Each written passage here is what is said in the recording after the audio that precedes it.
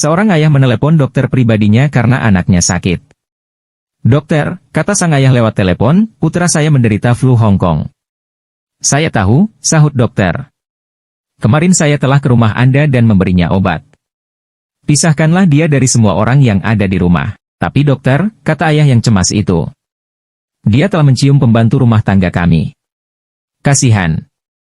Kalau begitu dia juga perlu dikarantina." "Tapi dokter, saya juga telah mencium pembantu itu." "Wah, ini rumit. Berarti Anda juga sudah menyimpan benih penyakit itu." "Ya, dan tidak lama setelah itu, saya juga mencium istri saya." "Celaka," seru sang dokter, "kalau begitu saya sudah ketularan." Gara-gara Soimah ngidam kepiting, Udin rela berangkat ke pasar untuk membelikannya.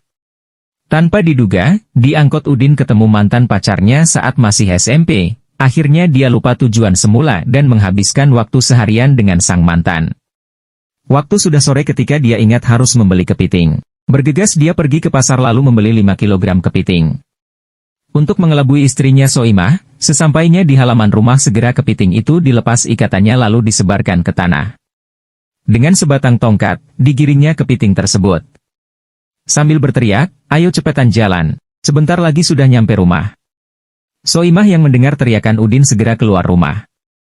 Melihat ulah suaminya, Soimah pun berkata sambil tertawa, "Weleh-weleh Mas Udin bawa kepiting kok digiring kayak giring bebek aja, pantesan jam segini baru nyampe rumah." Udin berangkat kerja terburu-buru, oleh Soimah istrinya diperingatkan agar tidak melupakan sesuatu. "Pak kok buru-buru sekali, minum kopinya dulu," kata Soimah. "Buru-buru Mama, minum kopinya nanti saja di kantor sudah ada," jawab Udin. "Pak, koran paginya gak dibawa," kata Soimah lagi. "Tidak usah Mama, di kantor juga ada," jawab Udin. "Ya sudah deh, kalau gitu cium Mama aja dulu," kata Soimah manja. "Tidak usah Mama, di kantor juga ada," kata Udin. Udin dan Soimah sedang berada dalam mobil, menyusuri jalan dalam kota, dan saling mendiamkan karena beberapa menit lalu mereka baru saja beradu argumen. Tak lama, mereka melewati sebuah area persawahan di mana banyak terdapat kambing dan sapi yang sedang merumput. Si Udin menunjuk ke kawanan kambing dan sapi itu sambil berkata sinis kepada si istri, "Saudara-saudaramu tuh?" "Iya," jawab Soimah, "saudara ipar." Menjelang Idul Fitri Soimah tertarik membeli kosmetik mahal asli Paris bukan beli dari MLM seperti teman-temannya. Kosmetik ajaib yang membuat pemakainya akan tampil jauh lebih muda dari usianya. Setelah berjam-jam duduk di depan meja rias, mengoleskan kosmetik ajaibnya, Soimah bertanya pada suaminya, "Mas, sejujurnya berapa tahun kira-kira usiaku sekarang?" Suaminya kemudian memandang lekat-lekat istrinya tercinta, "Kalau dilihat dari kulitmu usiamu 20 tahun, kalau rambutmu 18 tahun dan penampilanmu 25 tahun. Ah Mas Udin pasti cuman menggoda." "Jadi berapa tahun Mas yang benar?" jawab Soimah sambil tersipu manja. "Tunggu dulu sayang, saya ambil kalkulator, saya jumlahkan dulu ya." Seorang ibu bertanya kepada anaknya yang berusia 6 tahun, perihal cita-cita sang anak kelak setelah dewasa. "Kamu nanti kalau sudah besar mau jadi apa nak?" Dengan semangatnya sang anak menjawab, "Aku mau jadi polwan Bu." Dengan tegas ibunya menjawab, "Tidak boleh." Si anak merasa heran lalu mengganti jawabannya. "Kalau tidak boleh jadi polwan, aku mau jadi peragawati saja Bu." Kini si ibu semakin marah, "Apa-apaan kamu, masa mau jadi peragawati?" "Tidak boleh." Si anak mulai merasa takut, lalu menjawab dengan gemetar, "Kenapa semua tidak boleh Bu? Apa aku cuma boleh jadi ibu rumah tangga saja?"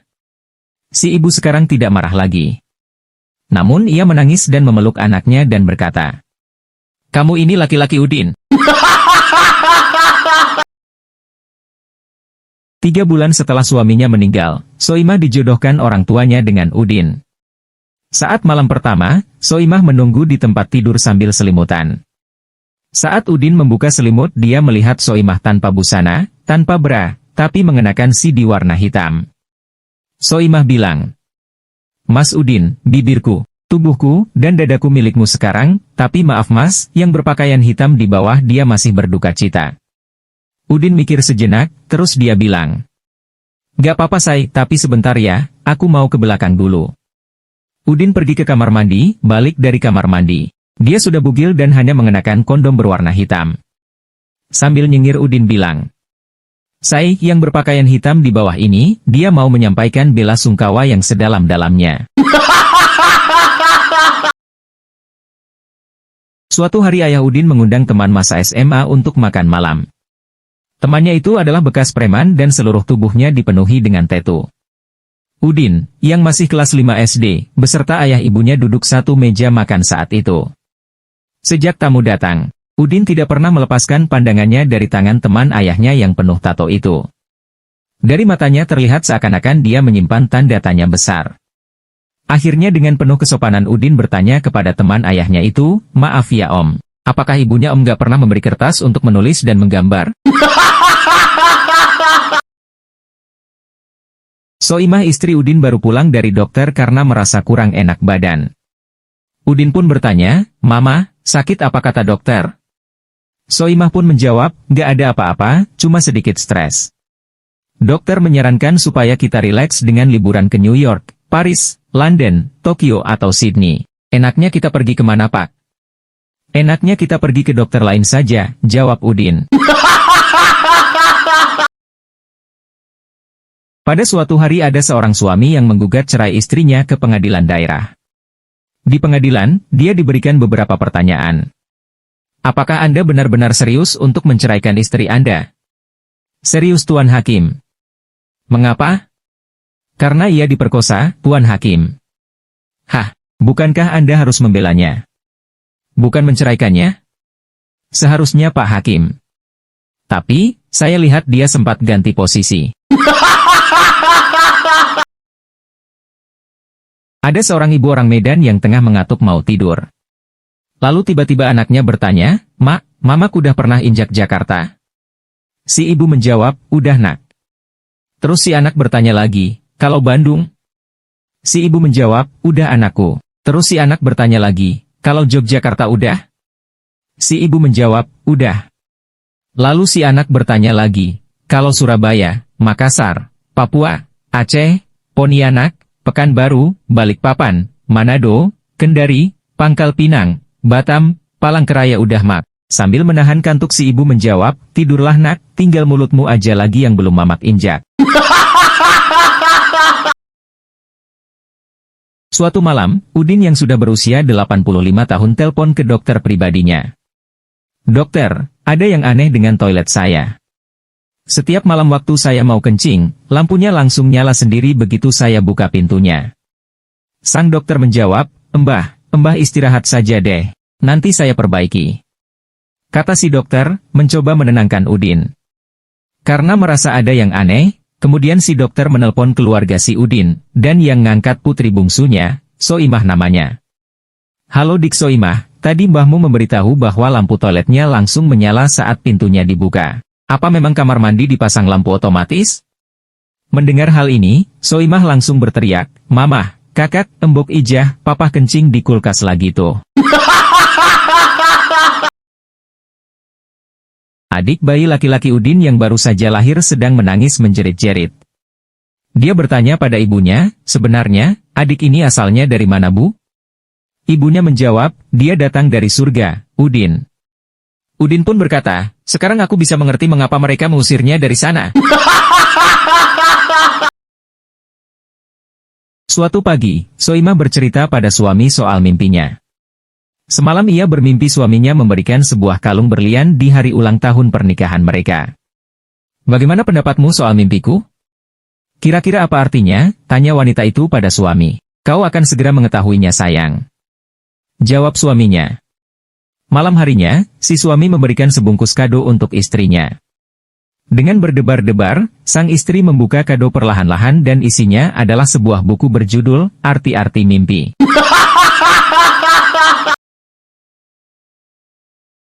Udin baru saja menyelesaikan upacara pernikahannya dengan Soimah. Tapi pada malam pertama mereka tidak langsung berhubungan intim karena lelah sehabis menjalani pesta. Pada malam itu mereka hanya mengisi malam dengan makan bakso di dalam kamar. Sementara tanpa sepengetahuan mereka, Ibunya Udin menguping dari balik pintu dan mendengarkan pembicaraan mereka. "Mas, sudah dikocok-kocok nggak keluar-keluar?" kata Soimah sambil mengocok botol sambal. "Jelas saja, lobangnya kekecilan." "Ya sudah, ujungnya saya gunting saja." Ibunya Udin langsung kaget dan mendobrak pintu kamar sambil berteriak, "Jangan! Dulu sudah pernah digunting."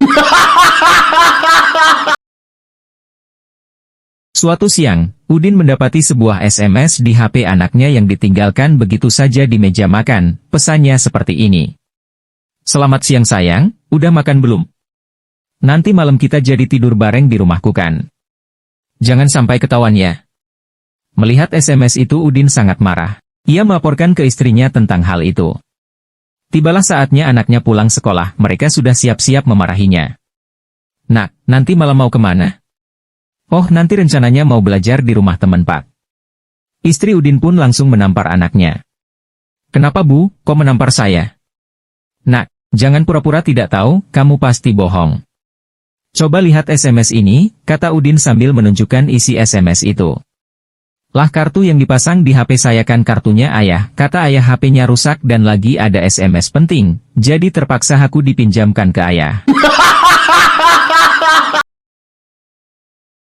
Udin, sang pengantin pria sejak tadi tampak gelisah walau tetap duduk di pelaminan bersanding dengan Soimah, sang mempelai wanita. Soimah akhirnya bertanya kepada Udin. "Kenapa sih kau gelisah terus Mas? Gak sabar menunggu tamu pulang ya?" "Bukan soal itu. Lihat, hujan turun dengan deras tuh. Kan justru asik, malam pertama kita disambut dengan hujan deras. Pasti akan lebih romantis bukan?" "Iya sih. Tapi lama-kelamaan bisa banjir masuk ke dalam rumah, malam pertama kita bisa gagal total." Seorang ibu mengejar anaknya memasak, sambil menyiapkan hidangan untuk berbuka puasa.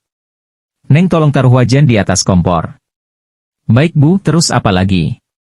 "Masukkan 2 sendok makan minyak goreng, tunggu sampai panas."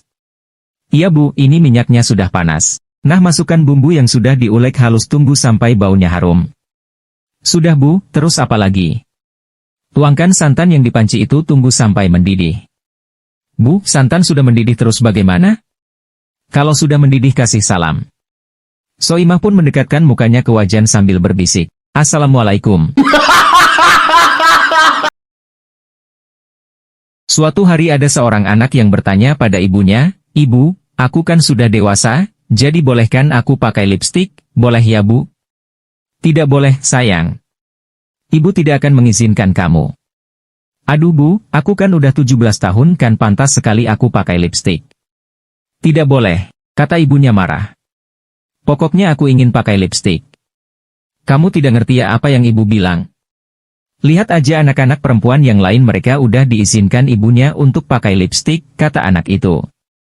"Pokoknya kamu tidak boleh pakai lipstik Udin. Kamu kan laki-laki." Udin dan Soimah adalah sepasang suami istri yang telah hidup bersama selama 10 tahun. Udin menginginkan agar HP miliknya tidak boleh dibuka, sedangkan Soimah meminta tidak boleh membuka laci meja. Keduanya pun sudah saling sepakat. Kesepakatan tersebut telah berjalan selama 10 tahun. Suatu hari Udin yang penasaran membuka laci dan menemukan 2 biji kacang hijau dan selembar uang 5.000. Udin pun akhirnya bertanya pada Soimah dan Soimah menceritakan kejadian aslinya.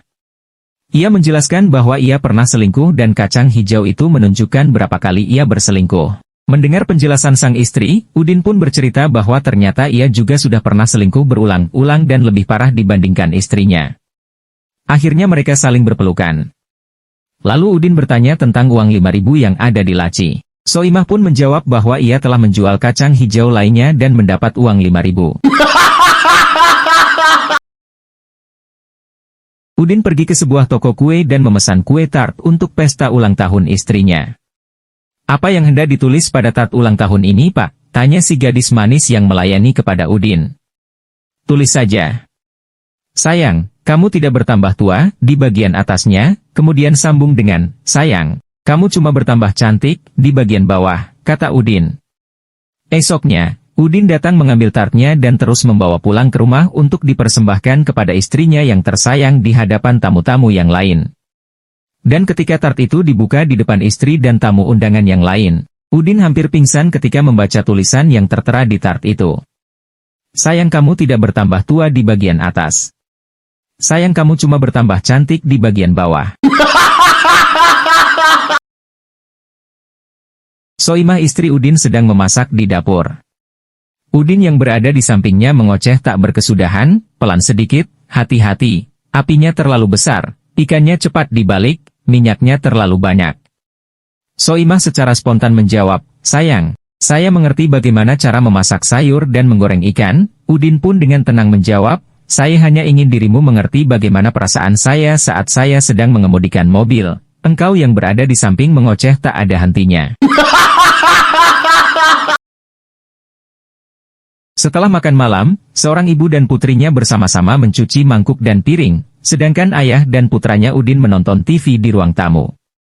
Mendadak, dari arah dapur terdengar suara piring yang pecah, kemudian sunyi senyap. Si Udin memandang ke arah ayahnya dan berkata, pasti ibu yang memecahkan piring itu. Bagaimana kamu tahu, kata si ayah. Karena tak terdengar suara dia memarahi orang lain, sahut Udin. Setiap pagi sebelum bangun tidur, Udin terbiasa kentut keras sekali. Hal ini tentu mengganggu istrinya yang tidur di sampingnya, apalagi bila bunyi yang mengagetkan itu disertai bau menyengat yang belum melalui uji emisi. Soimah bisa kewalahan menahan baunya. Mas, kalau kentutmu selalu keras seperti itu, hati-hati nanti ususmu ikut keluar loh, kata Soimah suatu kali. Suatu malam ketika sedang menyiapkan ayam untuk makan sahur, iseng-iseng Soimah memasukkan usus ayam ke dalam knalpot suaminya. Diturunkannya celananya pelan-pelan, lalu diselipkannya usus tidak berdosa itu. Benar saja, tidak lama kemudian ketika bangun sahur terdengar Udin kentut keras sekali, lalu tiba-tiba dilihatnya suaminya terbirit-birit lari ke toilet, tak lama kemudian suaminya keluar dari toilet dengan wajah pucat. Ya ampun Imah, apa yang kamu katakan benar? Tadi waktu kentut ususku ikut keluar, masih untung bisa kumasukkan lagi. Suatu hari Udin bercerita pada cucunya. Dulu, dengan uang 5.000, masuk supermarket, saya sudah bisa mendapatkan sabun mandi, deterjen, Indomie, susu kaleng, kecap mentega, bahkan rokok, kata Mbah Udin mengenang masa lalunya. Sekarang segalanya serba mahal ya Mbah, celetuk Joko. Bukan. CCTV ada di mana-mana. Mas tadi waktu bukber pada cekikikan ngomongin kodok apaan sih? Tanya Soimah. Dulu sekali, aku, Joko, dan Yono sowan ke Mbah Joyo ngablak nanyain masalah jodoh, jawab Udin. Waktu kami pulang Mbah Joyo berpesan, hati-hati jangan sampai nginjek kodok. Celakanya, walaupun sudah berhati-hati, Joko nginjek kodok, lanjutnya. Gak lama, Yono juga nginjek kodok. Cuman aku yang selamat sampai rumah tanpa nginjek kodok. Memang kalau nginjek kodok kenapa? Yah tadinya mereka berdua cemas, tapi lama-lama kata-kata Mbah Joyo dianggap cuma tahayul. 5 tahun kemudian setelah mereka kawin, bininya jelek-jelek, bawel, terangnya lagi. Rupanya gara-gara nginjek kodok, kata-kata Simbah terbukti. Kamu percaya nggak Imah? Tanyanya. Percaya sih Mas, aku dulu juga nginjek kodok. Suatu malam setelah acara pernikahan, sepasang suami istri baru sedang bercengkerama. Si istri berkata, Mas, waktu pacaran kok kamu gak pernah bilang kalau orang miskin? Aku kan sudah sering bilang bahwa kamulah hartaku satu-satunya, malah kamu bilang so sweet, jawab si suami. Sepulang sekolah Udin menemui ibunya dan berkata, Bu tadi aku dapat nilai 100. Nah, gitu dong. Itu baru namanya anak ibu. Iya Bu, matematika 40, bahasa Indonesia 30, dan IPS 30. Suatu hari Udin dan ibunya sedang jalan-jalan ke kebun binatang, saat sampai di kandang kera Udin pun bertanya, Bu, lihatlah muka kera itu mirip sekali dengan paman yang berdiri di samping kita ini. Ibunya pun langsung menjawab, Hus. Jangan ngomong seenaknya saja Udin. Jika omonganmu ini didengar oleh paman itu bisa marah nanti. Ah, gak usah khawatir Bu, kera kan gak ngerti omongan kita. Suatu hari seorang istri meminta izin pada suaminya. Ia bertanya, "Pak, aku boleh ikut yoga tidak?" Sang suami menjawab, "Boleh saja, terserah apa saja yang kamu ingin lakukan, terlebih itu baik untuk kesehatanmu." Beberapa waktu kemudian, mereka bercerai karena si istri lebih memilih ikut yoga, selingkuhannya.